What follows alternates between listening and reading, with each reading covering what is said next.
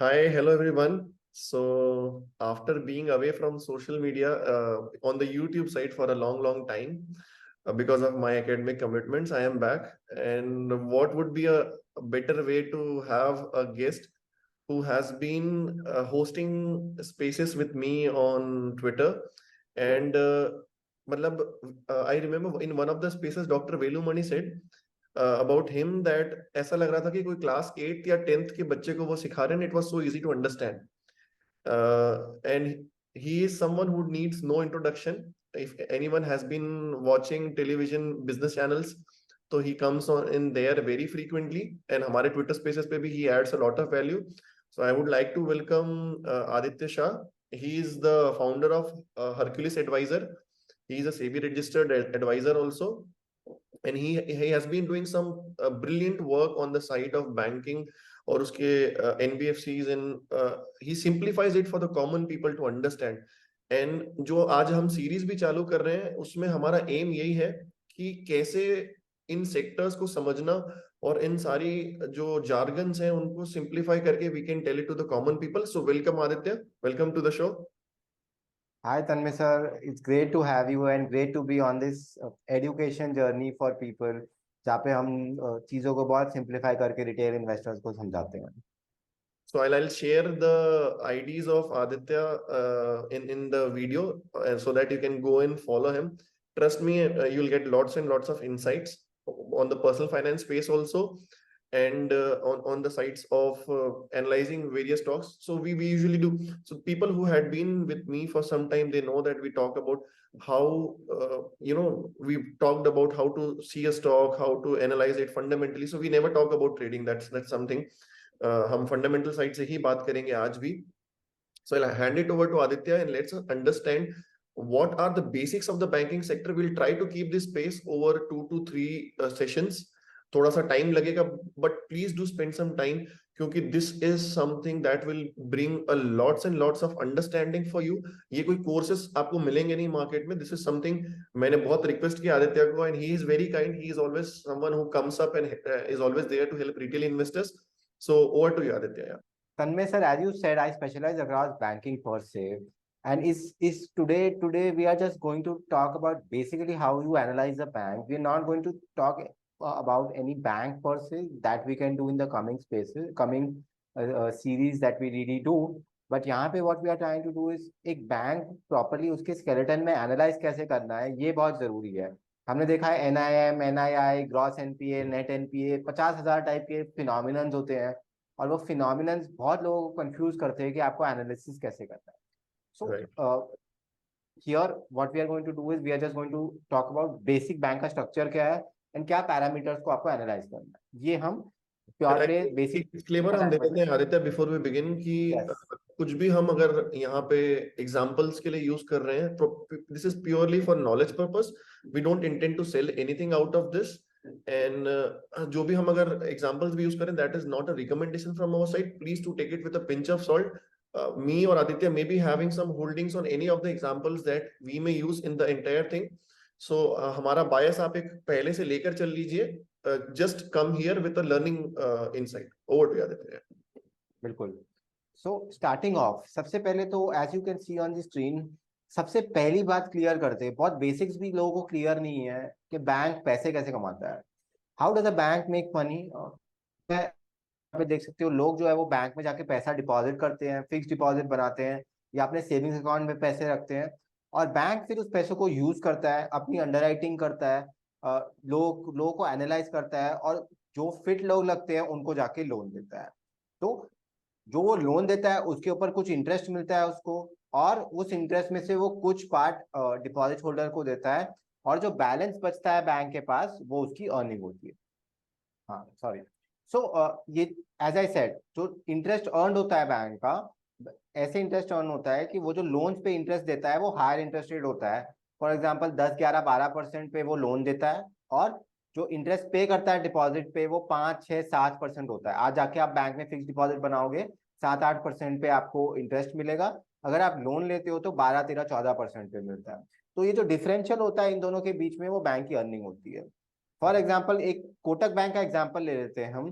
Kotak bank के example के case में वो 3.8% पे लोगों से पैसे बोरो करता है। जो ब्लेंडेड कॉस्ट होती है, करंट अकाउंट पे हमें पता है कि कोई भी इंटरेस्ट नहीं मिलता है। सेविंग्स अकाउंट पे हमें 3.5% बैंक देती है, बड़ी बड़ी बैंक 3.5% देती है या 3% देती है, और डिपॉजिट के ऊपर 7-8% देती है। तो इन सब का जो ब्लेंडेड कॉस्ट होता है वो 3.8% है कोटक बैंक के पास। और कोटक बैंक 9% पे इंटरेस्ट रेट, 9% पे लोन देती है। तो ये 9 माइनस 3.8% जो है वो बैंक की अर्निंग है। अब जितने ज्यादा लोन बैंक देगी उतना बैंक अर्न करेगी। That's the first point. ये मेजर सोर्स ऑफ अर्निंग होती है किसी भी बैंक की। दूसरी मेजर सोर्स ऑफ अर्निंग होती है बैंक्स की। बैंक्स जो है वो रूरल इंडिया में बहुत फैले हुए हैं, बहुत ज्यादा फैले हुए हैं, बहुत सारी ब्रांचेस हैं। तो वो क्या करते हैं, वो और भी फाइनेंशियल प्रोडक्ट्स को बेचते हैं। तो इंश्योरेंस, म्यूचुअल फंड्स, ऐसे प्रोडक्ट्स जब वो सेल करते हैं तो उन पे उनको कमीशन मिलता है। तो ये उनकी साइड इनकम होती है। But basic income is the disbursal of loan and disbursal of loan पे जो इंटरेस्ट मिलता है उसमें से डिपॉजिट का इंटरेस्ट माइनस कर दिया, तो आपको आपकी बैंक की जो है वो अर्निंग मिल जाती है। ये हुआ बैंक का बेसिक फंक्शनिंग पर से। अब बात करते हैं, बहुत लोगों को यही नहीं पता है तन्मय सर, मुझे भी नहीं पता था जब मैंने स्टार्ट बैंक को एनालाइज किया था, एक बैंक के अंदर एसेट क्या होती है और लायबिलिटी क्या होती है। बहुत इंपॉर्टेंट चीज है ये जानना। एसेट क्या होता है, जो लोन्स के ऊपर इंटरेस्ट मिल रहा है, ईएमआई मिल रही है, वो बैंक का एसेट होता है। और भी बड़ा एक एसेट होता है, जैसे बैंक के पास पैसे है और उन्होंने गवर्नमेंट ऑफ इंडिया के पास रखे हैं या रिजर्व बैंक के पास रखे हैं पैसे, वो उसका एसेट। लायबिलिटी क्या है बैंक की, जो पैसा आप बैंक को दे रहे हो, जो डिपॉजिट आप बैंक को दे रहे हो, वो बैंक की लायबिलिटी है। ये बहुत जरूरी है ध्यान रखना।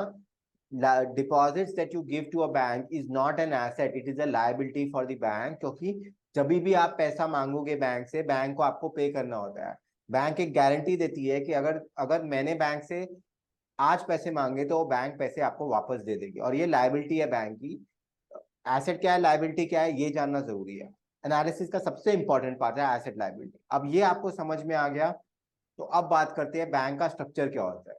बैंक मोटा मोटी ऐसे नहीं काम करता कि बैंक बैंक में जाके आपने डिपॉजिट दे दिए तो बैंक को सारे पैसे लोन में दे देगा। ऐसा नहीं होता है। हमने देखा है the case of yes failure. Yes bank fail होने वाला था, एंड वहां पे जाके रिजर्व बैंक ऑफ इंडिया ने जाके उसको बचाया।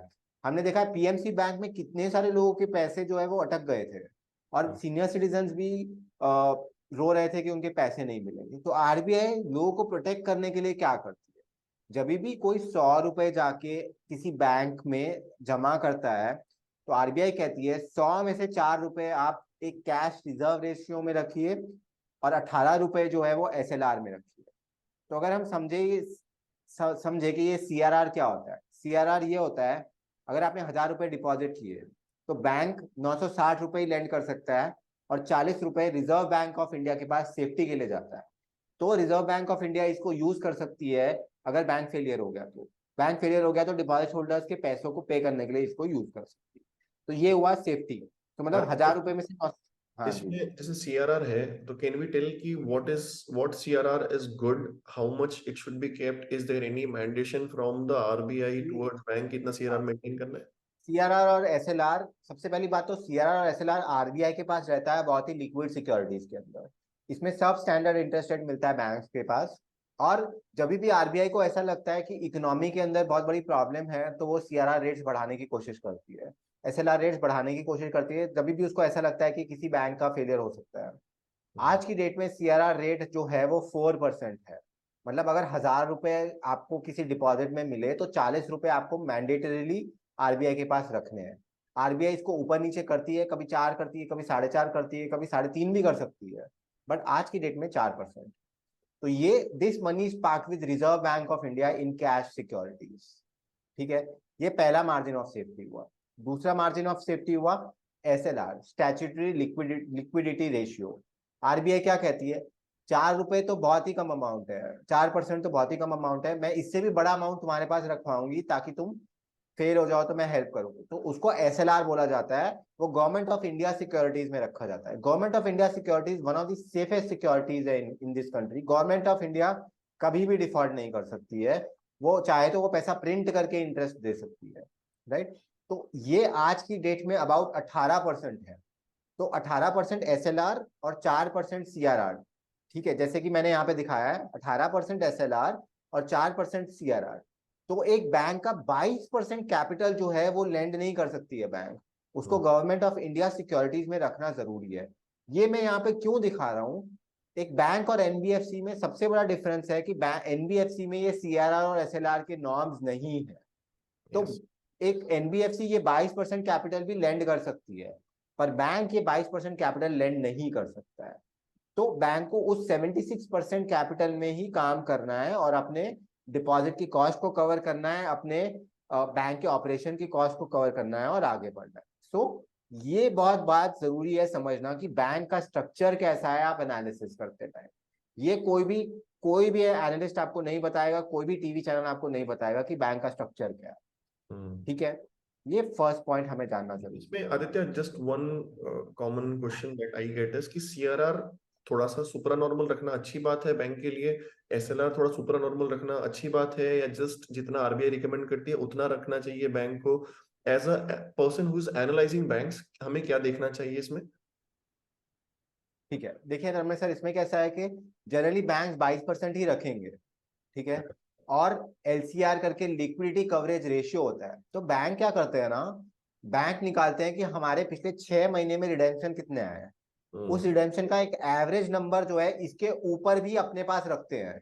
क्योंकि बैंक आपको एक गारंटी देता है कि फिक्स डिपॉजिट तूने आज निकाल लिया तो मैं तुझे पे करूंगा, राइट। तो बैंक एक एलसीआर मेंटेन करता है। वो एलसीआर नंबर हर एक टाइम जब आप एनालाइज करते हो ना, वो एलसीआर नंबर आपको मेंटेन देखना बहुत जरूरी है। सो फॉर एग्जाम्पल बैंक ये कहता है कि पिछले 6 महीने के अंदर मेरा 100 रुपीज का रिडेम्पशन है। तो बहुत सारे बैंक जो है, अच्छे बैंक क्या करेंगे, वो 180% की लिक्विडिटी मेंटेन करेंगे। मतलब अगर उनको लग रहा है कि 100 रुपए की रिडेम्पशन होगी तो 180 रुपए वो अपने पास रखेंगे, ताकि जस्ट इन केस और भी रिडेम्पशन आ जाए तो उसको टैकल कर सके। अगर बैंक के पास लिक्विडिटी नहीं होगी तो बैंक को अपने एसेट्स को बेचने पड़ेगा और लिक्विडिटी लानी पड़ेगी, बिकॉज बैंक आपको ये नहीं कह सकता कि मेरे पास पैसे नहीं है। बैंक ऐसे फंक्शन नहीं करता है। तो सीआरआर और एसएलआर 22% ही रहेगा, वो एनालाइज नहीं करना। एलसीआर लिक्विडिटी कवरेज रेशियो जो है वो हर एक कॉन कॉल के ट्रांसक्रिप्ट में बैंक बोलती है कि हमने इतना लिक्विडिटी कवरेज रेशियो मेंटेन किया है। वो रेशियो जो है वो 120 से 200% के आसपास होना चाहिए। जो बैंक स्ट्रेस्ड है वहां पे 200% के आसपास होगा, क्योंकि स्ट्रेस्ड बैंक को डर लगता है कि उनको रिडेम्पशन मिल जाएगी। नॉर्मल बैंक जो है, जैसे बड़े बड़े बैंक है एचडीएफसी, आईसीआईसीआई, एसबीआई जैसे, वो 120 से 140% रखते हैं, क्योंकि उनको रिडेम्पशन का पंगा नहीं पड़ता है। क्योंकि हमें पता है कि इस कंट्री के आइकॉनिक बैंक्स है, वो लोगों का भरोसा है उनके ऊपर। एचडीएफसी हो, आईसीआईसीआई हो, एक्सिस हो, एसबीआई हो, ऐसे आइकॉनिक बैंक्स है। और जब भी प्रॉब्लम आएगी तो लोग छोटे बैंक से पैसा निकाल के बड़े बैंक्स में ही डालते हैं, हमेशा बड़े बैंक्स में डालते हैं, क्योंकि बड़े बैंक्स के पीछे गवर्नमेंट खड़ी हुई है, कुछ नहीं होगा उनको। डिफॉल्ट ठीक नहीं है, डिफॉल्ट नहीं करेगी। मुझे ये आज इस वीडियो में बोलना है कि इंडिया की हिस्ट्री में कभी भी कोई भी शेड्यूल कमर्शियल बैंक फेल नहीं होगा। आरबीआई उनको आके बचाएगी। शेड्यूल कमर्शियल बैंक्स में ही पैसे रखने हैं, कॉर्पोरेटिव बैंक्स में पैसे नहीं रखने हैं। कॉर्पोरेटिव बैंक्स अगर 11, 12, 13% की भी एफडी के रिटर्न्स दे रही है, वहां पे नहीं रखना है। क्योंकि आपने देखा पीएमसी बैंक में फेलियर हुआ और आरबीआई ने उसको नहीं बचाया, पर यस बैंक में फेलियर हुआ तो आरबीआई ने उसको बचाया, क्योंकि आरबीआई समझती है कि इम्पोर्टेंट लेसन शेड्यूल है। कमर्शियल। या दिस इज हाँ, इम्पोर्टेंट लेसन, क्योंकि बहुत लोग के थोड़े हायर इंटरेस्ट रेट अपने बिल्कुल अचीव करने के लिए छोटे छोटे बैंक्स पे जाके पैसा पार्क बिल्कुल करते हैं, देन ऐसे कुछ बिल्कुल। मैं आपको बताना चाहता अनफॉर्चुनेट। हूँ कि पीएमसी बैंक को रेस्क्यू किया गया है, अश्नीर ग्रोवर ने रेस्क्यू किया है पीएमसी बैंक को। पर जिनकी भी डिपॉजिट थी उनको 10 साल का टाइम होराइजन दिया गया है कि आपकी पेमेंट 10 साल में मिलेगी आपको। पर यस बैंक पीएमसी बैंक के बाद फेल हुआ और सबके पैसे जो यस बैंक में थे वो रिडीम कर सकते हैं अभी। बहुत बड़ा डिफरेंस है। तो 10, 11, 12% के लिए मत भागिए, सेफ्टी ऑफ मनी के लिए बिल्कुल भागिए। आरबीआई ये कहती है कि शेड्यूल कमर्शियल बैंक, तन्मय सर इसकी वो हम लिस्ट वीडियो में डाल सकते हैं, वीडियो के नीचे डिस्क्रिप्शन में डाल देंगे, यस। जहां पे आरबीआई की तरफ से ये लिस्ट है कि कौन शेड्यूल कमर्शियल बैंक है इंडिया में। PSU banks, large private sector bank, small private sector banks और फॉरेन बैंक्स, ये 4 तरीके के बैंक्स हैं जहां पे आपको पैसे डालने चाहिए, राइट। और एलसीआर को मॉनिटर कीजिए किसी भी बैंक में। अगर एलसीआर 250-300% जा रहा है तो अलार्मिंग बात है। एलसीआर 100 से 200% के बीच में फ्लक्चुएट कर रहा है तो वो ठीक। आई थिंक दिस इज उसमें द ये फर्स्ट डिपेंड भी पॉइंट। करता होगा ना, वो लेंडिंग किसको कर रहे हैं, माइक्रो फाइनेंस, और किस साइड की हाँ, हाईएस्ट लेंडिंग कर रहे हैं, वो I think over the talk हम समझ लेंगे अब आपसे। ओवर द टॉप वो आएगा, या राइट। अब ये हुआ स्ट्रक्चर ऑफ द बैंक। अब मेरा एनालिसिस जो है वो किसी भी एनालिस्ट की तरह नहीं होता है, मैं एक बहुत ऑब्जेक्टिव एनालिसिस करता हूँ, क्योंकि मुझे पैसे वहां पे डालने हैं, एंड वो पैसे डालने के बाद वो पैसे डालने के बाद मुझे उससे रिटर्न कमाना है। तो मेरा एनालिसिस बहुत ही डिफरेंट रहेगा और लोगों को इस एनालिसिस को समझना चाहिए। Now let's start of with the first point that you should see, cost of funds. Cost of funds एक बहुत ही जरूरी चीज है आपको एनालाइज करते टाइम। बड़े बड़े बैंक जो हैं उनके पास बहुत पैसे हैं, एसबीआई के पास 34 lakh crore rupees of money है, एचडीएफसी बैंक के पास 22 लाख करोड़ ऑफ मनी है। बहुत बड़ी बड़ी बैंक है ये। जब बैंक पैसे लेती है तो वो कैसे पैसे लेती है? पॉइंट नंबर वन, वो डिपॉजिट से पैसे लेती है। आप फिक्स डिपॉजिट जाके बनाते हो बैंक में, आप करंट अकाउंट में पैसे रखते हो बैंक में अगर कोई कंपनी हो तो, और आप सेविंग्स बैंक अकाउंट जो खोलते हो नॉर्मल में वहां पे भी पैसे रखते हो। तो ये तीनों चीजों को बैंक यूज करके अपना एक डिपॉजिट बेस बनाती है। वो डिपॉजिट बेस की कॉस्ट को सबसे पहले एनालाइज करना है। आप स्क्रीन पे देख सकते हो कि इस कंट्री के 5 लेंडर्स के बारे में मैंने कॉस्ट ऑफ फंड लिखा है, जो कि ये इन बैंक्स ने हमें बताया कि इनकी कॉस्ट ऑफ फंड क्या है। तो आप देख सकते हो कि एसबीआई, कोटक, एचडीएफसी और आईसीआईसीआई के कॉस्ट ऑफ फंड्स जो है 3.6 से लेके 3.99% है। इस कंट्री में इन्फ्लेशन 4% है, उससे भी नीचे इनकी कॉस्ट ऑफ फंड्स है। ये एक स्टील है, स्टील इन दी सेंस, अगर आपका कॉस्ट ऑफ फंड इन्फ्लेशन से कम है ना, तो आप बहुत ज्यादा बड़े एडवांटेज पे हो। क्यों? क्योंकि महंगाई 4% से बढ़ रही है, और आप अपने इंटरेस्ट जिससे आप पैसे बोरो कर रहे हो उसको 4% से नीचे इंटरेस्ट रेट पे आप उसको पैसे दे रहे हो। तो ये एक स्टील है इन बैंक्स के लिए। तो कॉस्ट ऑफ फंड्स एक बहुत जरूरी चीज है आपको एनालाइज करना। Higher the cost of funds, more difficulty होगी। आजकल सोशल मीडिया पे आईडीएफसी फर्स्ट बैंक जो है वो बहुत ही ज्यादा फेमस है, और लोग कुछ भी नहीं सोच के उसमें पैसे डालते हैं। आईडीएफसी फर्स्ट बैंक का कॉस्ट ऑफ फंड जो है वो 6.5% के आसपास है, 6% के आसपास है। अब वो हायर कॉस्ट ऑफ फंड्स है, वो हायर कॉस्ट ऑफ फंड्स है। तो हायर कॉस्ट ऑफ फंड्स है तो बैंक को रिस्क भी और लेने पड़ेंगे, जैसे कि मैं आने वाली स्लाइड्स पे आऊंगा। तो कॉस्ट ऑफ फंड्स एक बहुत जरूरी चीज है जो आपको एनालाइज करनी है जब आप एक लेंडर का फर्स्ट एनालिसिस करते हो। अच्छा आदित्य, इसमें सेकंड एनालिसिस। एक हाँ चीज बताइए। पूछनी थी, sorry for interrupting in between, हाँ या। कि ये कासा क्यों इतना इंपॉर्टेंट हो जाता है जब हम कॉस्ट ऑफ फंड्स में देखते हैं, जिसके पास कासा बेस अच्छा है हम कहते हैं कि उसके लिए बहुत अच्छी बात है। If you can just share a point on that, मतलब मेरा देखिए तन्मय सर, कैसा होता है ना, क्या। 3 टाइप ऑफ डिपॉजिट्स होते हैं। हम्म। वन होता है फिक्स डिपॉजिट। फिक्स डिपॉजिट पे बैंक 6 से 8% देती है, राइट। उसका कॉस्ट ऑफ फंड हायर होता है।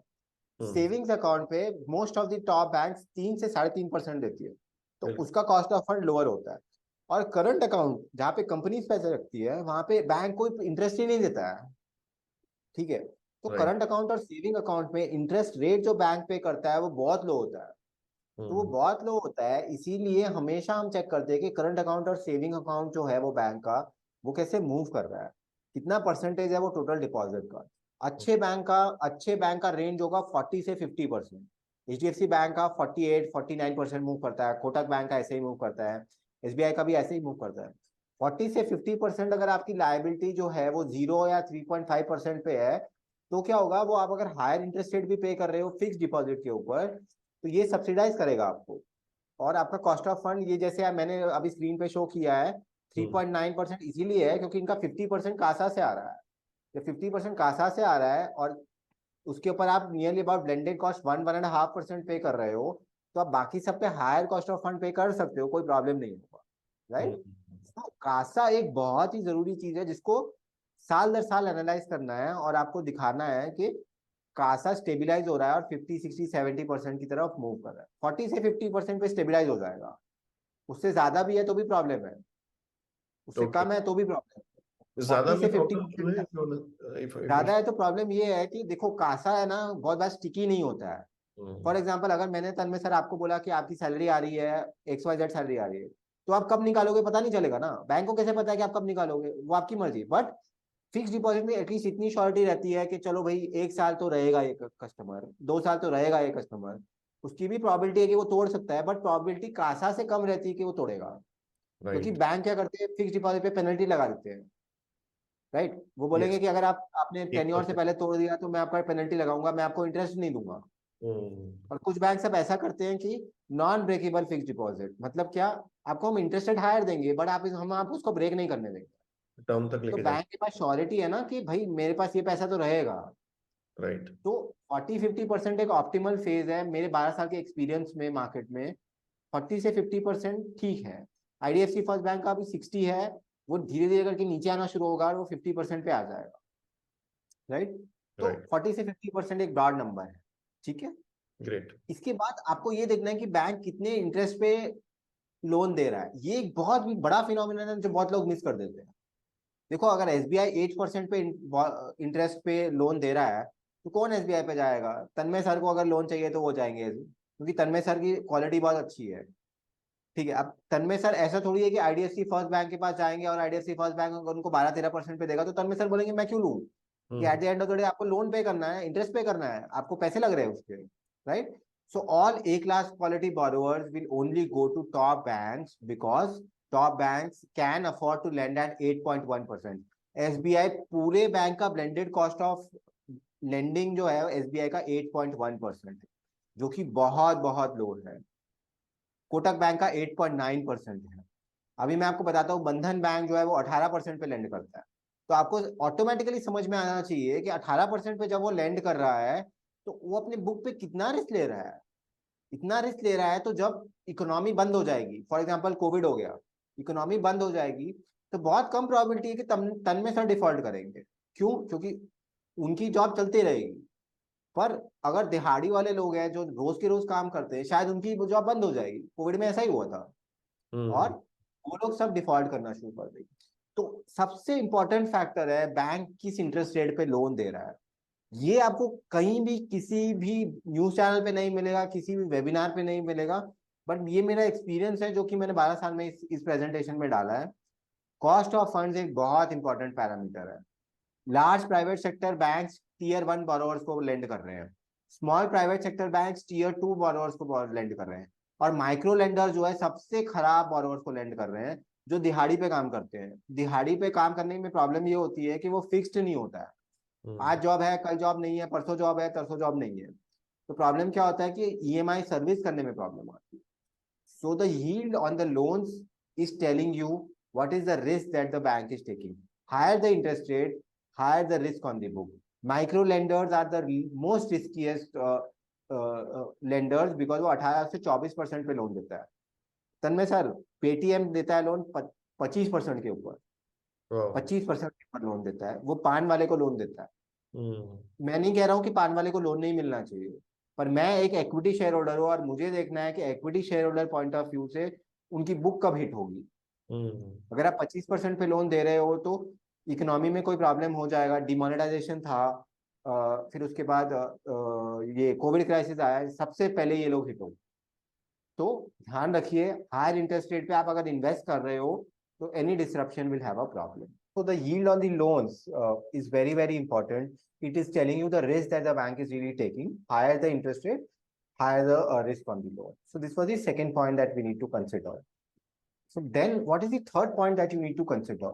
ये एक बहुत बड़ी इंपॉर्टेंट चीज है जो कोई भी नहीं बताता। Types of loan that the bank is really given. I want to tell you here that मेरा बहुत बड़ा फेलियर था जब मैंने आरबीएल बैंक में इन्वेस्ट किया without considering most of these parameters, and I lost huge amounts of money. RBL bank का IPO आया था 2016 में।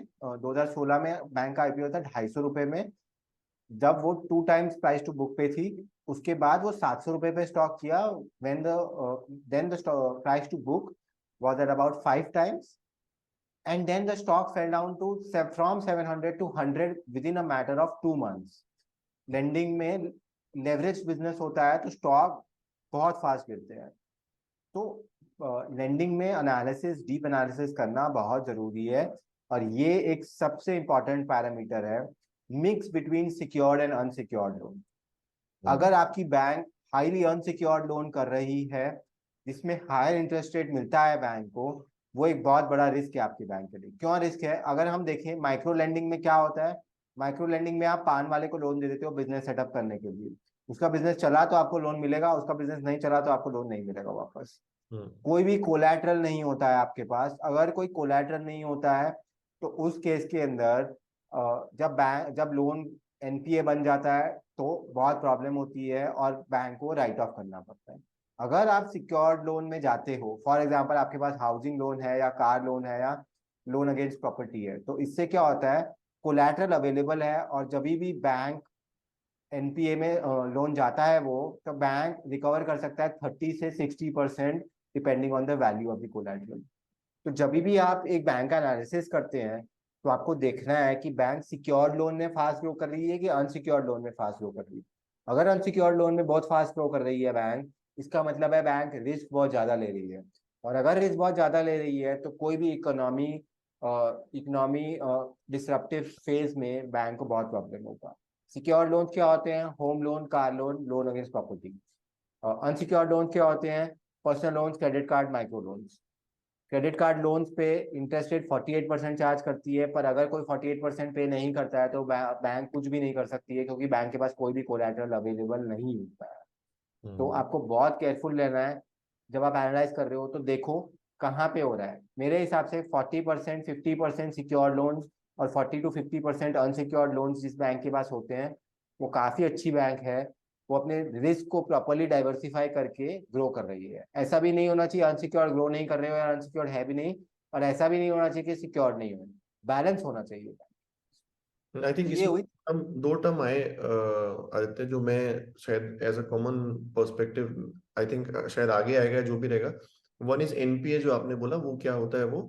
एंड सेकेंड चीज जो आपने कोलेटरल बोला, थोड़ा सा क्लेरिफाई कर देते हैं कि जो चीज गिरवी रखते हैं that is called as a collateral. तो आप अगर लोन लेते हो तो अगर गोल्ड रख रहे हो या अपना कोई प्रॉपर्टी उसके अगेंस्ट रख रहे हो, जो भी चीजें आप उसके अगेंस्ट जो गिरवी रखते हैं that is called as a collateral. So that was something that I want to clarify before we go. And second चीज जो ये है कि जैसे अगर आदित्य इज सेइंग कि इतना परसेंट मेरे हिसाब से अच्छा रहता है, इतना परसेंट ये होना चाहिए, इट्स इज पर्सनल ओपिनियन, ठीक है। तो अगर कोई एक्सपर्ट कोई बाद में देखेंगे इस वीडियो को तो उनका ओपिनियन होगा कि नहीं ये हिसाब से नहीं, मेरे हिसाब से ये होता है। सो इट्स जस्ट लाइक कि he is sharing his experience. So please again जो भी चीजें आप सुन रहे हैं पूरे सेशन में, प्लीज डू टेक इट कि वो ही sharing his experience with us, ठीक है। It may not be like कि it's a hard written rule, it is what he has learned over the period of 12 years from the markets. So yeah, NPS के बारे में आप आगे बताएंगे या? क्या है सो एनपीए एनपीए एनपीए, अब क्या है ये एनपीए, राइट? बहुत लोग कितने एनपीए बढ़ गए, इतने एनपीए बढ़ गए। अब क्या होता है, देखो जब बैंक आपको लोन देता है तो आपको एवरी मंथ इंस्टॉलमेंट पे करना होता है बैंक को। पर अब क्या होगा जब कोई बोरोवर ईएमआई नहीं पे कर रहा टाइम से। बहुत सारे बैंक्स आरबीआई को बताते ही नहीं थे कि इतने बोरोवर ने मुझे लोन दिए, लोन पे ईएमआई दिया या नहीं दिया। तो अब आरबीआई ने क्या किया, आरबीआई बोला मैं तुमसे बहुत परेशान हो चुकी हूँ, अब मैं एक स्टेट रूल्स बनाऊंगी और वो रूल्स को तुम्हें फॉलो करना है। तो जब भी कोई अकाउंट इंटरेस्ट को पे नहीं करता है अप टिल 90 डेज, तो उनको डिफरेंट डिफरेंट बकेट्स है, उन डिफरेंट डिफरेंट बकेट्स में आप क्लासीफाई कर देते हो। अगर किसी ने 0 से 30 डेज तक पेमेंट नहीं किया होता है, उसको बोलते हैं स्पेशल मेंशन अकाउंट। वो बैंक के स्क्रूटिनी के अंदर है अब कि इसने क्यों इंटरेस्ट पे नहीं किया है। 0 से 30 डेज में एसएमए 0 होता है, 30 से 60 डेज में एसएमए 1 होता है, और 60 से 90 डेज में एसएमए 2 होता है। इसको बोलते हैं स्पेशल मेंशन अकाउंट, जिसके ऊपर आरबीआई स्क्रूटिनी करती है और बैंक को स्क्रूटिनी करनी होती है और बैंक के रिकवरी डिपार्टमेंट को स्क्रूटिनी करनी होती है कि भैया ये इंसान इंटरेस्ट क्यों नहीं दे रहा है, इसकी प्रॉब्लम क्या है और क्या कर सकते हैं हम अपनी रिकवरी के लिए। अभी तक यहाँ पे ये एनपीए नहीं बना है और बैंक इसको एनपीए क्लासिफाई नहीं करेगा, बैंक इसको एसएमए क्लासिफाई करेगा। तो डिफरेंट स्टेजेस ऑफ एसएमए जो होते हैं वो हर बैंक डिस्क्लोज करता है हर क्वार्टर। तो आपको मॉनिटर ये करना है कि ये एसएमए बुक कैसे बढ़ रही है। किसी बैंक की एसएमए बुक बहुत बढ़ रही है तो वो बहुत प्रॉब्लमेटिक है, किसी बैंक की एसएमए बुक घट रही है तो वो बहुत अच्छी बात है। तो ये एक बहुत ही इंपॉर्टेंट पैरामीटर होता है एनालाइज करने के लिए कि एनपीएस क्या होते हैं। अब let's come to the basic point, NPAs क्या होते हैं। किसी भी बोरोवर ने 90 दिन तक अपनी ईएमआई को पे नहीं किया तो उसको बैंक को क्लासिफाई करना है ग्रॉस नॉन परफॉर्मिंग एसेट्स। मतलब ये अब उसका एसेट नहीं रहा, वो नॉन परफॉर्मिंग एसेट हो गया। नॉन परफॉर्मिंग मतलब वो एसेट आपको पैसे वापस नहीं दे रहा है। अब अगर ऐसा केस है तो अब क्या होगा? फॉर एग्जाम्पल, अगर आपने 100 रुपए का लोन किसी को भी दिया था, वो इंटरेस्ट नहीं दे रहा है, तो आरबीआई कहती है 100 रुपए के ऊपर आपको 20 से 50% अपने प्रॉफिट में से साइड करने पड़ेंगे, जिसको कहा जाता है प्रोविजन। आपके 100 रुपए जो आपने लोन में दिए थे वो तो चले ही गए, उसके ऊपर से 20 से लेके 100% तक प्रोविजनिंग करनी पड़ती है, वो भी पैसे चले गए। इसीलिए लेंडिंग एक लेवरेज बिजनेस है, जिसमें अगर आपके पैसे का आपका लोन एनपीए टर्न हो गया, उसके ऊपर से आपके और भी पैसे जाएंगे। और ये प्रोविजनिंग ऐसा नहीं है कि आप नहीं कर सकते हो, जैसे कि आप अभी नेक्स्ट स्लाइड पे देख सकते हो, ये आरबीआई के प्रोविजनिंग नॉर्म्स हैं। आरबीआई के प्रोविजनिंग नॉर्म्स के अंदर 15 से 100% की प्रोविजनिंग आपको over a period of time कर देनी पड़ती है। 90 दिन से लेके 3 साल तक आपको 15 से 100% की प्रोविजनिंग कर देनी पड़ती है। तो आपके 100 रुपए तो जाएंगे ही जाएंगे, उसके ऊपर और 100 रुपए भी जाएंगे, क्योंकि आपको प्रोविजन करने पड़ते हैं और आरबीआई के पास वो पैसे रखने पड़ते हैं कि आपको कोई प्रॉब्लम ना हो। राइट। इसमें दूसरी बात मैंने क्यों बताया कि अनसिक्योर्ड लोन रिस्की होते हैं। अब आप प्रोविजनिंग की तरफ देख रहे हो, तो अगर एक डाउटफुल एसेट है जिसने 1 साल तक ईएमआई नहीं दी है, तो अनसिक्योर्ड लोन में आपकी 40 से 60% की रिकवरी हो जाएगी। आप घर को बेच सकते हो या आप गोल्ड को बेच सकते हो, आप कुछ भी कर सकते हो। तो आरबीआई बोलती है आपको सिर्फ 25% की प्रोविजनिंग करनी है, तो 100 रुपए पे आपको 25 रुपए ही प्रोविजन करना पड़ता है। बट अनसिक्योर्ड लोन के अंदर आपको 100% की प्रोविजनिंग कर देनी पड़ती है। इसका मतलब क्या कि अगर 100 रुपए गए तो 100 रुपए प्रोवाइड कर देने पड़ते हैं, तो बैंक का जो प्रॉफिट है वो 100 रुपए कम हो जाएगा। और कितने सारे ऐसे लोन होते हैं। तो अनसिक्योर्ड लोन एक बहुत ही रिस्की चीज होती है, जिसके ऊपर हाई इंटरेस्ट रेट जरूर मिलता है, पर आपको ये भी एनालाइज करना होता है कि क्या प्रोबेबिलिटी है कि एनपीए आ जाए। राइट। तो ये बहुत जरूरी है। नॉन परफॉर्मिंग एसेट्स डिफाइन करते हैं बैंक के रिटर्न्स को। और स्टॉक मार्केट के रिटर्न्स क्या मिलेंगे? स्टॉक मार्केट के रिटर्न्स ग्रोथ से डिसाइड नहीं होते हैं। अगर कोई बैंक 50% से ग्रोथ कर रहा है, तो आपको बहुत डाउटफुल होना चाहिए कि वो इतना फास्ट कैसे ग्रो कर रहा है। इतना फास्ट ग्रोथ नहीं आता है इकोनॉमी के अंदर। 20 15 20% की ग्रोथ अगर बैंक कर रहा है तो वो अच्छी बात है, वो अपने एसेट क्वालिटी को कंट्रोल कर पाएगा। अगर 50% से यस बैंक ग्रो कर रहा था 2013 से लेकर 2018 तक, वो ब्लास्ट हो गया पूरा बैंक, क्योंकि वो अपने एसेट क्वालिटी को ही कंट्रोल नहीं कर पाया। तो किसी भी बैंक को एनालाइज करेंगे तो एसेट क्वालिटी पे बिल्कुल ध्यान रखेंगे, जैसे कि मैं आने वाली स्लाइड्स पे और एक्सप्लेन करूंगा कि एसेट क्वालिटी पे कैसे ध्यान रखना है। अच्छा, ठीक है। बिफोर मूव ऑन आगे Aditya, just want to highlight one point जो हम कह रहे थे कि एसएमएज में भी आई थिंक एसएमए 2 का बकेट अगर बढ़ रहा है, और ऑन कॉन कॉल्स हमको अगर देखने मिल रहा है एनालिस्ट कॉल्स में कि एसएमए 2 का बकेट बढ़ता जा रहा है, then that is something that should be worry for us. And क्या ऐसी कोई बैंक और है एसएमए 2 लेवल पे ही कुछ करेक्टिव स्टेप ले लेते हैं कि वो एनपीए ना बने? All SMA levels, not only SMA 2। Right. मैं ऑल एसएमए लेवल्स को देखता हूँ, बिकॉज वो अलार्म बेल रिंग कर रहा है बैंक के लिए। अब वो राइट। अलार्म बेल रिंग कर रहा है बैंक के लिए, तो आपको बहुत केयरफुल रहना है। ठीक ग्रेट। है। फॉर एग्जाम्पल, बंधन बैंक के एसएमए जो है वो 0 से 20% हो गए थे जब कोविड आ गया था। अब और भी एक बड़ा एग्जांपल देता हूँ, उज्जीवन स्मॉल फाइनेंस बैंक की non performing assets plus SMA, SMA book जो है, 40% लोन उनकी एसएमए बुक में थी कोविड के टाइम। 40%, 40 40%। मतलब 100 रुपए के अगर उन्होंने लोन दिए पूरे बैंक में, तो 40% लोग तो लोन ही नहीं पे कर रहे हैं, लोन पे ईएमआई नहीं पे कर रहे हैं। तो उस टाइम पे बहुत ही अलार्मिंग सिचुएशन हो गया था बैंक। उस टाइम पे स्टॉक प्राइस भी 50 रुपए से 20 रुपए आ गया था, क्योंकि मार्केट को समझ में ही नहीं आता कि अब क्या होगा। तो ऐसे में 0 1 2 तीनों को मॉनिटर करना है टुगेदर विद एनपीए। और आपको ये देखना है कि वो बैंक के लोन बुक का कितना परसेंटेज पार्ट बना रही है। अगर वो 10 15 20% पार्ट बना रही है तो बहुत मुश्किल है वो। क्यों? क्योंकि 24% पे तो ऑलरेडी आप इंटरेस्ट नहीं कमा रहे, उसके ऊपर से आपका 20 20 22 25% एसएमए में हो जाएगा, तो बैंक अपने कॉस्ट को कैसे कवर करेगा? इंटरेस्ट रेट जो डिपॉजिट होल्डर्स को देना है, एम्प्लॉयज देने हैं, एम्प्लॉयज को कॉस्ट देने हैं, वो कैसे करेगा बैंक? नहीं कर पाएगा बैंक। राइट। तो एसएमए को बहुत ही क्लोजली देखना है आपको।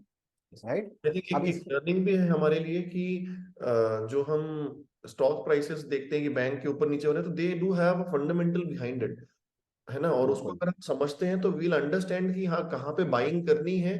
क्योंकि अक्सर ये होता है कि लोग कहते हैं कि don't catch a falling knife, लेकिन आप समझोगे जब बेसिक कि फंडामेंटल क्या रीजन था, देन यू नो कि वहां बाइंग करनी है या नहीं करनी है, हाउ इज द मैनेजमेंट, उनकी कमेंट्री क्या है, वो कैसे इन चीजों को इंप्रूव करना चाहते हैं। तो I think this is a very good insight provided by you, thanks. Yeah. इसमें सर अभी हम हमारे पास स्पेसेस में भी बहुत बार सवाल आते हैं कि एचडीएफसी बैंक का स्टॉक प्राइस नहीं बढ़ रहा है, क्या Hmm. रीजन है, क्या हो रहा है। बहुत सारे लोग बहुत सारी चीजें बोलते हैं, बट अगर आप बैंक को जाके अंदर एनालाइज करोगे ना, जो कि हम एक इसके बाद वाले सेशन में लेंगे, आपको रियलाइज होगा कि उस बैंक के अंदर बहुत सारी ऐसी चीजें हो रही है जो एक दिखा रही है कि वो अगले अगले 10 साल में इंडिया का लार्जेस्ट बैंक बन जाएगा, और बहुत सारे फंडामेंटल अच्छे चेंजेस हो रहे हैं बैंक में। कई Hmm. कई बार ऐसा होता है कि स्टॉक मार्केट उसको रिफ्लेक्ट नहीं कर रहा होता, क्योंकि उसको कुछ चीजों का डर है।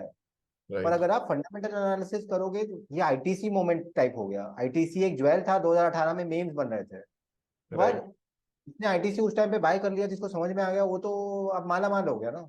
Right, Hmm. तो वो हम अगले अगले जब सेशन देंगे तो उसमें एनालाइज करेंगे। So now coming on to the main thing and not wasting time.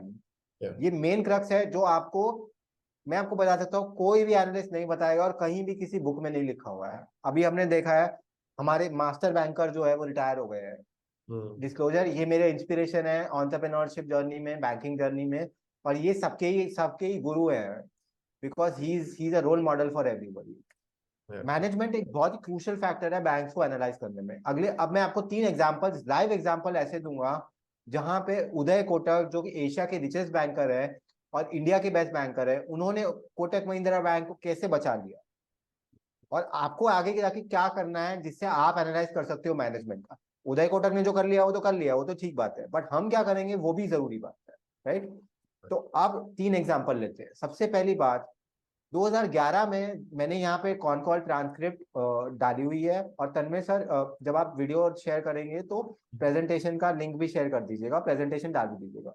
ठीक है, तो 2011 में उदय कोटक ये बोलते हैं कि मैं इंफ्रास्ट्रक्चर, एयरलाइन और टेलीकॉम बिजनेस को कभी भी लेंड नहीं करूंगा, फिर मुझे पता है कि यहाँ पे एनपीए होते हैं और यहाँ पे स्ट्रक्चरली प्रॉब्लम है। अब क्या हुआ, अब आप 2011 में लोग सोचेंगे कि बिजनेस नहीं कर रहा है सही से, ग्रोथ ग्रोथ जो है उसको जाने दे रहा है। लेंडिंग में ग्रोथ को जाने दे सकते हो आप अगर आपको लगता है कि एनपीए आने वाले हैं वहां से। उदय Hmm. कोटक ने ये किया, और उसके बाद किंगफिशर एयरलाइन हुआ, रिलायंस कम्युनिकेशन का मैच बना, और कितने सारे इंफ्रास्ट्रक्चर लोन जो है वो एनपीए बन गए, और उदय कोटक सबसे बाहर निकल गए। At one point Kotak Mahindra bank was trading at 7 times price to book, और मार्केट में लोगों को समझ में नहीं आ रहा था क्यों हो रहा है। वो Hmm. एक उदय कोटक प्रीमियम था, क्योंकि मार्केट को विश्वास था कि उदय कोटक एनपीएस से बाहर निकल जाएगा। Hmm. ये आप जब बोलते हो ना कि बजाज फाइनेंस को 7 टाइम प्राइस टू बुक क्यों मिलता है, वो इसलिए मिलता है कि मार्केट को समझ में आता है कि राजीव जैन है, या उदय कोटक है, या आदित्य पुरी थे, या अभी शशिधर जगदीशन है, या आप संदीप बख्शी है। मार्केट को ऐसा लगता है कि इनको समझ में आता है कि लेंडिंग कैसे करनी है, तभी market high price to book देता है। जब मार्केट को भरोसा हो जाएगा तब वो देगा। ये पहला किस्सा हुआ। और Kotak Mahindra bank was able to ditch all of these NPAs, उनको एनपीए नहीं मिले। देन द सेकेंड पार्ट आते हैं, जैसे कि मैंने कहा सिक्योर्ड और अनसिक्योर्ड में मिक्स होना चाहिए। उदय कोटक 2013 में ये कहते हैं कि मैं मिक्स ऑफ सिक्योर्ड और अनसिक्योर्ड बुक बनाऊंगा, मैं कभी भी अनसिक्योर्ड में अग्रेसिव नहीं हो जाऊंगा। क्यों? क्योंकि जब भी कोई क्रेडिट इवेंट आता है, जैसे 2008 का क्राइसिस है, या अभी आईएलएफएस क्राइसिस है, या अभी कोविड क्राइसिस है, तो अनसिक्योर्ड बुक में ना मैसिव एनपीए आते हैं, और Hmm. फिर बैंक में बहुत प्रॉब्लम होती है। जैसे बंधन बैंक के एनपीए जो है वो 1% से 10% हो गए कोविड की वजह से। राइट, तो उदय कोटक क्या कहते हैं, भाई मैं बहुत समझदार इंसान हूँ, मैं अपने बैंक का रिस्क को कंट्रोल करूंगा, मैं ग्रोथ को चेज नहीं करूंगा, मैं बैंक के रिस्क को कंट्रोल करूंगा। और 2013 में उन्होंने ये डिसीजन लिया कि मैं सिक्योर्ड और अनसिक्योर्ड बुक का मिक्स बनाऊंगा। आज तक कोटक महिंद्रा बैंक इस चीज को फॉलो करते हुए आ रहा है, और कोविड का क्राइसिस आया, एलएफएस क्राइसिस आया, कोई भी क्राइसिस आया, कोटक बैंक को कुछ नहीं हुआ, Hmm. क्योंकि ये रिस्क मैनेजमेंट टेक्निक्स उन्होंने बैंक में लगा के रखे। The I third think thing as, that, as someone who is analyzing Aditya, I think this is also important to understand कि कोई अगर बैंक सेक्टर में कोई बार बार ग्रोथ ग्रोथ ग्रोथ टर्म का यूज कर रहा है और रिस्क मैनेजमेंट का बात कम कर रहा है, then this is a red flag for us, right? Fundamentally अगर हम देखना बिल्कुल चाहें धर्मेश सर, अभी अभी हमारा क्रेडिट अपसर्ज में है। साइकिल जो है वो अप साइकिल में है हम। अभी हम्म, आप नोटिस करोगे ना, किसी भी कॉल पे बोल लो या हमारे स्पेसिस पे भी बोल लो, तो सब लोग बोलते हैं कि for example X Y Z bank ने 25% ग्रोथ कर लिया, 30% ग्रोथ कर लिया, तो बाय कर लो। ठीक है, बट मैं बोलता हूँ आप बाय करो, बट आप ये भी देखो कि वो क्वालिटी ऑफ ग्रोथ क्या कर रहे हैं, कहाँ पे ग्रोथ कर रहे हैं, सिक्योर्ड में कर रहे हैं, अनसिक्योर्ड में कर रहे हैं, क्या कर रहे हैं क्या नहीं। क्योंकि जब एनपीएस आएंगे ना तो फटेंगे ये सारे बैंक, और स्टॉक प्राइसेस उससे आपको समझ में ही नहीं आएगा कि स्टॉक प्राइस क्यों नीचे जा रहा है। बाद में हम्म। आपको समझ में आएगा कैसा हुआ था। आई थिंक ये साइकिल चलता है, हमेशा ये होगा कि एक अप साइकिल आएगी क्रेडिट की, फिर देन डाउन साइकिल आएगा। हाँ, साइकिल। और अप साइकिल में क्या है, सब यूफोरिक होके जस्ट ग्रोथ को, पैटर्न को चेस कर लेते हैं, और क्वालिटी ऑफ लेंडिंग हम देखते नहीं है। और बाद में जब इनके बुक्स में एनपीएस आने चालू होते हैं, और जब स्टॉक प्राइसेस करेक्ट होना चालू करते हैं, तो हम कहते हैं कि probably we didn't get the bank, या वी वर रॉन्ग या इन चेजिंग, हम टॉप में एग्जिट नहीं कर पाए। बट एक फंडामेंटल वाइज अगर हम अच्छा चीज बाई करेंगे, तो आई थिंक वो हमारे साथ लंबे समय रहेगा, and एक डाउन बिल्कुल साइड प्रोटेक्शन भी रहेगा हमारे पास। बिल्कुल। तो ये दो बातें मैंने बताई कोटक बैंक की। अब तीसरी बात मैं बताता हूँ आपको। 2016 में उदय कोटक कहता है कि मैं कोई भी लोन रिस्ट्रक्चर नहीं करूंगा। अगर मेरे को ऐसा लगता है कि वो एनपीए बनने वाला है ना, मैं तुमसे झूठ नहीं बोलूंगा। मैं हम्म। कभी भी तुमसे झूठ नहीं बोलूंगा, और मैं तुमको सही एसेट क्वालिटी बता दूंगा। तो इससे क्या हुआ, आईसीआईसीआई बैंक चंदा कोचर के टाइम पे बहुत लोन रिस्ट्रक्चर करता था। हम्म। मार्केट को समझ में ही नहीं आता था कि क्या हो रहा है। तभी ICICI bank one time price to book पे ट्रेड करता था। अब सबने ये बात उठाई कि उदय कोटक ये बोल रहे हैं, तो हम भी सच बताएंगे, क्योंकि सच बताने में समझदारी है। मार्केट के आपको री रेट कर देगा। आईसीआईसीआई बैंक आज 3 टाइम्स प्राइस टू बुक पे आ गया है। क्यों? क्योंकि अब सबको समझ में आ रहा है कि भाई सच बोलना अच्छी बात है। तो उदय कोटक डिड दिस। उनकी एसेट क्वालिटी पूरे बैंकिंग सेक्टर में बिलीव कर सकते हो आप, क्योंकि वो झूठ नहीं बोलते हैं। मैंने ये देखा है, वो कभी झूठ नहीं बोलते हैं। कोविड के टाइम लीस्ट रिस्ट्रक्चरिंग, किसी भी बैंक में लीस्ट रिस्ट्रक्चरिंग जो है, वो कोटक महिंद्रा बैंक की थी। ये बैंक 3.5 लाख करोड़ के एसेट संभालता है। सबसे ज्यादा रिस्ट्रक्चरिंग हुई बंधन बैंक में, जो कि एक अनसिक्योर्ड बुक संभालता था, और उसके पास सिर्फ 1 लाख करोड़ के एसेट्स थे। नियरली अबाउट 20 से 25% की रिस्ट्रक्चरिंग की गई। जब आप रिस्ट्रक्चर करते हो ना लोन्स को, तो किसी को समझ में नहीं आता है कि वो एनपीए बनेगा कि नहीं बनेगा। वो बहुत क्वेश्चनेबल लोन होते हैं। जो बैंक बहुत कम रिस्ट्रक्चरिंग करते हैं वो सबसे अच्छे बैंक होते हैं। जो बैंक सबसे ज्यादा रिस्ट्रक्चर करते हैं वो खराब होते हैं। ये रिस्ट्रक्चरिंग होता क्या है, अब ये भी हम्म। समझा देता हूँ तन्मय सर। यस। रिस्ट्रक्चरिंग ये होता है, फॉर एग्जाम्पल किसी बैंक ने तन्मय सर को 6 महीने का लोन दे दिया। 6 महीने की ईएमआई 30,000 रुपये आ गई। ठीक है। अब वो कोविड जैसा टाइम आ गया, तो बैंक ये कहता है कि चलो तुम 6 महीने में नहीं दे सकते, तो तुम 12,000 का 12 महीने या 24 महीने में दो। तो क्या होता है, ईएमआई 30,000 से 10,000 आ जाती है, हम्म। 8,000 आ जाती है, 6,000 आ जाती है। तो क्या होता है, वो बोरोअर की कैपेबिलिटी नहीं है पे करने की, बट बैंक ये शो करता है कि वो 5-6 हजार रुपये पे कर देगा, और हमने टेन्योर बढ़ा दिया है। तो उसकी वजह से आप इनको एनपीए में क्लासीफाई मत करो। हम्म। बाद में देखेंगे इसके बारे में। तो क्या होता है, बैंक गेम कर रहा होता है रूल्स को। जो बैंक सबसे कम रिस्ट्रक्चर कर रहा होता है वो सबसे अच्छा होता है। क्यों? क्योंकि हमें तो नहीं पता ना, हम जाके बैंक की बुक में थोड़ी देख रहे हैं क्या रिस्ट्रक्चर कर रहा है। यस। हम तो नहीं देख सकते। तो फंडामेंटली क्या होगा, जो सबसे कम रिस्ट्रक्चर कर रहा है, जो बोल रहा है कि भाई इसको मैं एनपीए दिखा दूंगा, तो उससे क्या होगा कि आपका ट्रस्ट बढ़ेगा बैंक के ऊपर, मार्केट का ट्रस्ट बढ़ेगा बैंक के ऊपर, और मार्केट उसको हायर वैल्यूएशन देगा। एंड आई तो थिंक उदय लेंडिंग कोटक ने game of trust, right? Lending में तो ट्रस्ट होना बिल्कुल है, मैनेजमेंट पे ट्रस्ट है। यू कांट बिल्कुल सी द बुक एंड आप उसको बैलेंस शीट से डिकोड नहीं कर पाओगे, जो चीजें नहीं कर उसमें पाओगे। होती है। तो नहीं, मैनेजमेंट पे ट्रस्ट बहुत मैनेजमेंट है। important लेंडिंग में आपको बहुत सारी चीजें आपको मैनेजमेंट से ही पता चलेगी। मैनेजमेंट 90% है वहां पे। है। मैनेजमेंट सच बोल रहा है, ऑनेस्ट है, स्ट्रेट फॉरवर्ड है, उस पर ट्रस्ट करो। मैनेजमेंट झूठ बोल रहा है, तो आपको नहीं जाना है। अभी मैं आपको बताता हूँ। राजीव जैन हमें आके कहते हैं अभी, बहुत सारे लेंडर जो है मार्केट में किसी भी भाव पे लोन दे रहे हैं। मैं नहीं दे सकता, मेरे मेरे को नहीं परवड़ता है, क्योंकि मेरे को रिस्क उतना बुक पे चाहिए, तो मुझे रिटर्न भी चाहिए, क्योंकि हम्म। आगे जाके जब एनपीएस आएंगे, तो मैं उस रिटर्न से कवर करूंगा मेरे एनपीएस को। इन सब चीजों का आपको ध्यान रखना है कि रिस्ट्रक्चरिंग ऑफ लोन ना करे कोई कोई भी मैनेजमेंट, और बहुत ही ऑनेस्ट हो मैनेजमेंट। ठीक है। Now let's go on to the objective analysis part. अभी तो मैंने ये आपको बताया कि कोटक ने क्या किया था। हम्म। क्या किया था से आपका एनालिसिस नहीं चलेगा। आपको क्या करना है उसके ऊपर आपका एनालिसिस चलेगा। आपको क्या करना है, let's start of with that. Point number 1, management को देखिए। सबसे important, 90% of the analysis is management. Management के लिए सबसे पहली बात, क्या स्ट्रेटजीज बैंक के लोन ग्रोथ के लिए मैनेजमेंट अप्लाई कर रही है। अगर मैनेजमेंट क्वेश्चनेबल सेक्टर्स को जाके लेंड कर दी, फॉर एग्जांपल रियल एस्टेट एक बहुत क्वेश्चनेबल सेक्टर है। जेम्स एंड ज्वेलरीज एक बहुत ही क्वेश्चनेबल सेक्टर है, क्योंकि वहां पे कैश कंपोनेंट बहुत ज्यादा होता है। रियल एस्टेट में कैश कंपोनेंट बहुत ज्यादा होता है जब भी डील्स होती है। तो ये बहुत क्वेश्चनेबल सेक्टर्स है जहाँ पे लेंड कर रहे हैं। किसी भी स्ट्रेस सेक्टर में जाके मैनेजमेंट लैंड कर रही है तो आपको केयरफुल रहना है। आपको ये सोचना है कि वो यहाँ पे जाके क्यों लैंड कर रही है। तन्मय सर, मैं आपको आज ये बताना चाहता हूँ, बहुत सारी बैंक्स आके ये बोलती है कि हमारे पास टेक्नोलॉजी है तो हम टेक्नोलॉजी से XYZ कर लेंगे, तो ये हो जाएगा वो हो जाएगा। टेक्नोलॉजी एक मोड नहीं है। टेक्नोलॉजी आप पैसे देके खरीद सकते हो। सब राइट। बैंक सब पैसे देके खरीद रहे हैं उसको। आपको फिर भी अंडर राइटिंग देखना है, फिर भी मैनेजमेंट कहाँ पे ग्रोथ कर रही है ये देखना है। मैनेजमेंट अगर अग्रेसिवली अनसिक्योर्ड में ग्रोथ कर रही है, अगर 100 रुपए के लोन में से 70-80% अनसिक्योर्ड लोन है, तो आपको बहुत केयरफुल रहना है। आप उसको 3 4 5 टाइम प्राइस टू बुक पे नहीं खरीद सकते। हम्म। ऐसे लेंडर सिक्लिकल रहेंगे तो आपको 0.5 से 1 टाइम प्राइस टू बुक पे खरीदना है।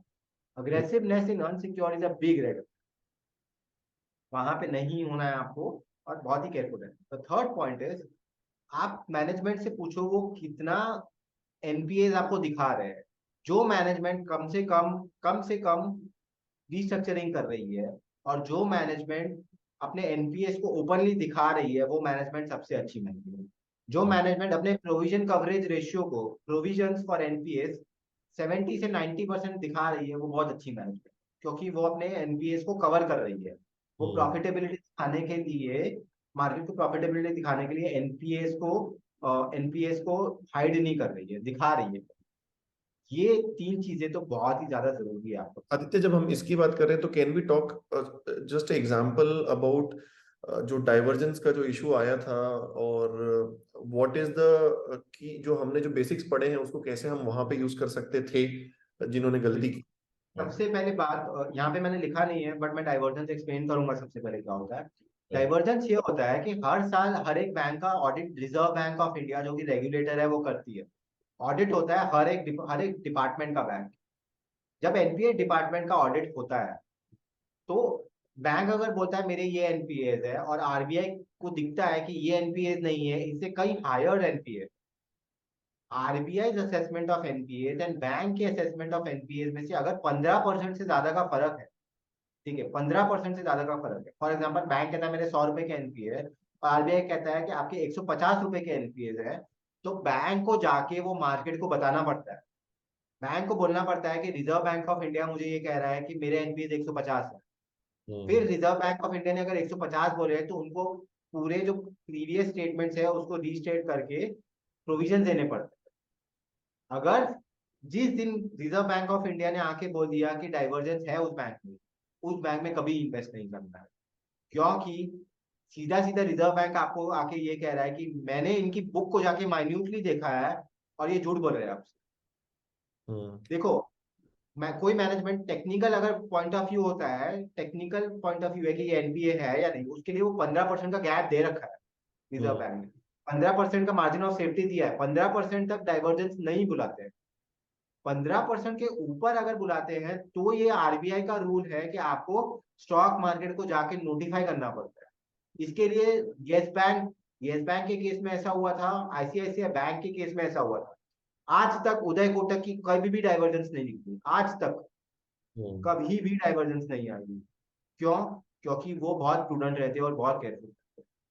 आई आज थिंक तक एक्सिस का भी पहले आया था divergence, I think. Axis bank जब शिखा शर्मा के साथ थी तो बहुत बड़ी डाइवर्जेंसेस आई थी, मार्केट को नहीं पसंद था, इसीलिए आरबीआई ने शिखा शर्मा को बाहर निकाला। जिन बैंक्स में डाइवर्जेंसेस आती है, मतलब आरबीआई कहती है कि मैं सोचता हूँ कि एनपीए बहुत ज्यादा है और आपने रिपोर्ट नहीं किया है, वहां से आपको निकलना है। रिसेंटली सिटी यूनियन बैंक के अंदर डाइवर्जेंस आई। सिटी हम्म। यूनियन बैंक को डिस्क्लोज करना पड़ा था मार्केट को कि आपकी डाइवर्जेंस। तो उस पर्सपेक्टिव से उन बैंक्स में कभी नहीं रहना है जहां पे डाइवर्जेंस आती है, जहां पे लास्ट पॉइंट लिखा है the management is trying to hide. वहां यस। पे जाके आपको इन्वेस्ट नहीं करना। वो मैनेजमेंट आके आपको कुछ भी बोल दे। तन्मय सर, पता है बैंक की मैनेजमेंट है ना, बहुत चिकनी बातें करते हैं, बहुत ऐसी बातें करते हैं जिससे आप फंस जाओगे। हम्म। एक बार ट्रस्ट गया ना तो गया, वो वापस नहीं आ सकता है। आईसीआईसीआई बैंक पे मार्केट का ट्रस्ट तभी आया था जब चंदा कोचर बाहर निकले, बख्शी साहब। संदीप बख्शी आए।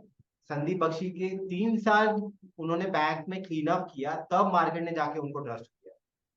शिखा शर्मा गई, अमिताभ चौधरी आए, फिर मार्केट ने 2 साल बाद ट्रस्ट करना शुरू किया। एक बार ट्रस्ट उस मैनेजमेंट के साथ चला जाता है, उस मैनेजमेंट को तो मार्केट कभी भी ट्रस्ट नहीं करेगा। नई मैनेजमेंट आएगी तब ट्रस्ट कर सकते हैं, एंड राइट? तो ये बिल्कुल मार्केट इज वाइज, उस हिसाब से री रेटिंग तुरंत दिख जाएगी आपको स्टॉक में। हाँ बिल्कुल। अब आते हैं नेक्स्ट बात पे। जैसे मैंने कहा कॉस्ट ऑफ फंड, आपने मैनेजमेंट को एनालाइज कर लिया, फिर कॉस्ट ऑफ फंड को एनालाइज कीजिए। कॉस्ट ऑफ फंड अगर लो है तो बहुत अच्छी बात है, बहुत ही ज्यादा अच्छी बात है, और वो मोट है बिजनेस। बहुत सारे लोग मोट ढूंढते रहते हैं बिजनेस। क्यों? क्योंकि कॉस्ट ऑफ फंड है, तो मैं तन्मय जैसे 1 लाख बोरोवर को लोन दूंगा, मुझे पता है कि तन्मय की ऐसी जॉब है कि वो कभी डिफॉल्ट नहीं करेगा, उसको पता है कि वो नहीं करेगा। बहुत हम्म। सारे डॉक्टर फ्रेटर्निटी के लोग हैं जहाँ पे आप लोन दे सकते हो, हमें पता है कि वो नहीं करेंगे डिफॉल्ट, क्योंकि उनको अपनी अपनी रेपुटेशन का बहुत ही ज्यादा ख्याल है कि वो कभी ऐसे बोरोवर एनपीए ना हो। तो think about cost of funds. Large bank super franchise है उनके पास, सुपर ब्रांड है, और स्ट्रॉन्ग लोन सोर्सिंग मैकेनिज्म है। तो यहाँ पे बहुत बड़ा मोट है उनके पास।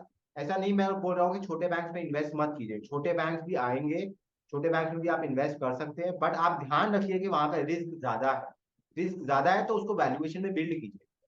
छोटे बैंक को आप 4 time 5 time price to book पे नहीं बाय कर सकते। छोटे बैंक को आप 0.8 1 टाइम प्राइस टू बुक पे ही आपको bye, right?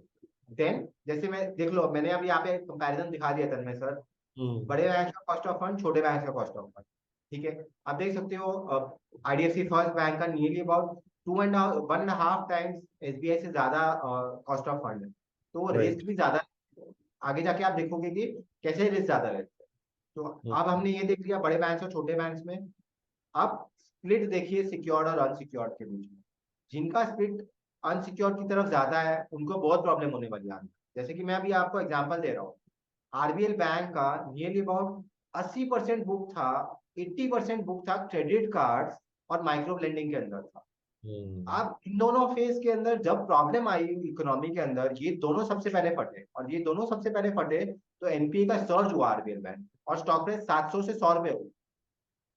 That is री-रेटिंग eighty देखिए। Percent erosion in stock price. 80% erosion. जिसने 700 पे खरीदा है वो बैंकरप्ट हो गया, हम्म। राइट? क्यों? क्योंकि ये लोग इतना रिस्क ले रहे थे बुक पे, और जब प्रॉब्लम आई इकोनॉमी में तो फट गया बैंक, अप साइकिल में राइट? बड़ा अच्छा लगता है देखने के लिए कि हाँ ग्रोथ आ हाँ रही है, ग्रोथ आ रही है। हाँ, अप साइकिल में बहुत अच्छा लगता है, डाउन साइकिल में फंस जाओ। हम्म। और एक एक चीज मैं गारंटी देता हूँ, स्टॉक मार्केट में किसी चीज की गारंटी नहीं है, बस इस चीज की गारंटी है जो अप साइकिल में जाएगा वो डाउन साइकिल में जाएगा, और जो डाउन साइकिल में है वो अप साइकिल में जाएगा। इस चीज की गारंटी है बस, और किसी चीज की गारंटी नहीं, राइट?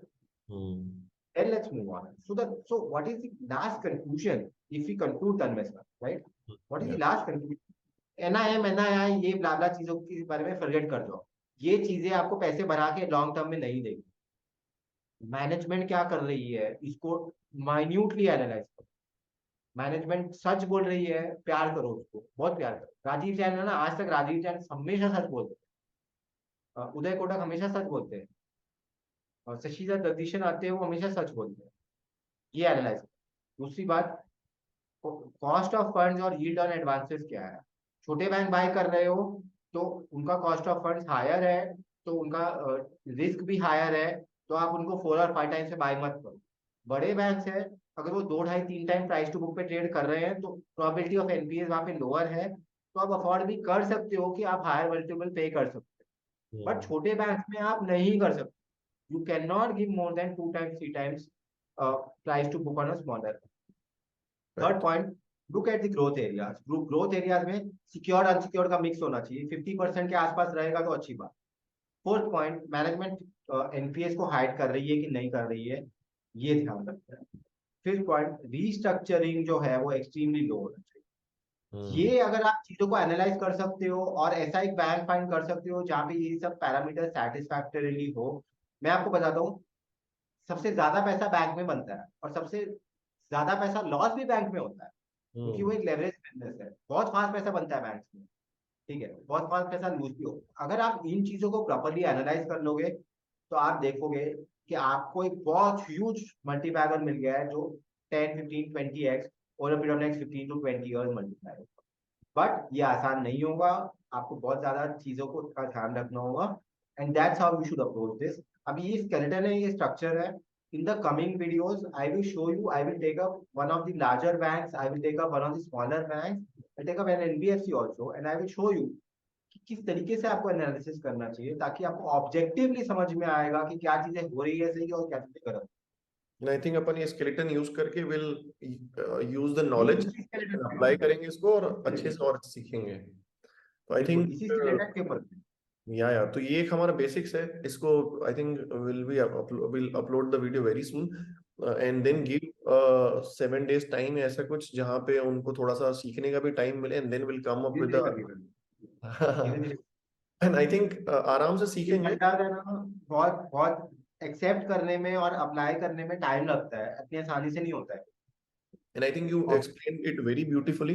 बहुत मजा आया, मुझे भी बहुत सारी नई नई चीजें सीखने में मिली, बिकॉज बैंकिंग सेक्टर में मतलब ओवर सम टाइम मैं सीखना चालू किया, बट जो आपके इनसाइट से उससे मुझे और नई चीजें सीखने मिली। एंड मैं थोड़े से सिली क्वेश्चंस भी इसलिए पूछता रहता हूँ बिकॉज ये क्वेश्चंस थे जब मेरे दिमाग में भी आते थे जब मैं सीख रहा था। एंड आई थिंक जैसे आदित्य ने जो एक बहुत इंपॉर्टेंट बात बोली जो मुझे भी समझ में आई over a period of time, इसकी और शायद I think Warren Buffett quote करते हैं, आई डोंट एग्जैक्टली रिमेम्बर, कहीं मैंने पढ़ा था कि बैंकिंग में ना मैनेजमेंट बहुत इंपॉर्टेंट है। जो एक क्रक्स है ना वो मैनेजमेंट बनाता है। और इस चीज को हम अभी जैसे आदित्य ने एग्जांपल्स भी दिए इतनी सारी चीजें, इसको हम अगले सेशन में और भी सीखेंगे कि क्यों सिर्फ ग्रोथ को हमेशा करना है। और ये बेसिक्स अगर हम सही रखते हैं तो आई think will be in a right track. और हमारा एम यहाँ नहीं है कि आपको मल्टी बैगर ढूंढ के दे दें। हमारा एम ये है कि बिजनेस कैसे काम करता है, उसके बेसिक नीश क्या है, उसका मोड कैसे बनता है, कैसे कैसे अलग अलग बैंक्स अपने आप में कुछ यूनिक करके उस चीज में एक्सेल कर जाते हैं, अपना बिजनेस कैसे ग्रो कर रहे हैं, कैसे डाउन साइड प्रोटेक्शन एक एक मेंटेन करते हैं। तो this is something which is very fascinating. लेकिन थोड़ा सा बेसिक्स वाले जो चीजें हैं वो आप क्लियर करके आए, सो दैट हम इसको आगे यहाँ से लेकर चलेंगे। और कुछ डाउट्स रहेगा तो you can always reach out to me और आदित्य। एंड यहाँ पे हम एक डिटेल्ड सीरीज लेकर चलेंगे, एनबीएफसीज को भी करेंगे, बाद में स्मॉल फाइनेंस बैंक्स को भी हम कवर करने की कोशिश करेंगे। और अल्टीमेट एम सीखने का है। आई एम नॉट सेइंग कि we are here to tell you कि यही फ्रेमवर्क आप यूज करें। Be open to learn from other sources as well. आप सबकी बातें सुने और जो आपके लिए वर्क करता है वो यूज करें। Aditya has been in this industry for quite some time, he has lots of insights to share with us, and जो उनका एक्सपीरियंस है वो ये शेयर कर रहे हैं। Again these are not hard wired rules, ठीक है? तो please do keep this in your head. Thank you sir. since you say this, let's end it with this. Banking के अंदर growth of loans does not decide your stock price return. The ability to not have NPAs decides your stock price return. Stock price return बोल रहा हूँ मैं, अगर आप NPAs से avoid हो सकते हो तो आपके पास ह्यूज मल्टीबैगर आएगा। अगर आप NPAs को अवॉइड नहीं कर सकते हो तो आपके पास प्रॉब्लम ही प्रॉब्लम। और लेंडिंग एक लेवरेज बिजनेस है, बहुत केयर। और इसके बारे में आगे सीरीज करेंगे तो पता चलेगा। Yes, so thank you for the learning today, and यहाँ पे हम सेशन कंक्लूड करते हैं। Thank you so much Aditya, and thank you all of you for joining in, and जो comments में share करना कैसा लगा, we'll try to improve upon what we are doing। मतलब मैं भी ज्यादा टेक्निकल पर्सन नहीं हूँ, यूट्यूबर नहीं हूँ, so we are learning। ये चीज भी सीख रहे हैं, साथ में सीखेंगे तो और मजा आएगा। I wish you all a good financial and physical health। Bye bye। Thank you. Thanks a lot, Tanmay.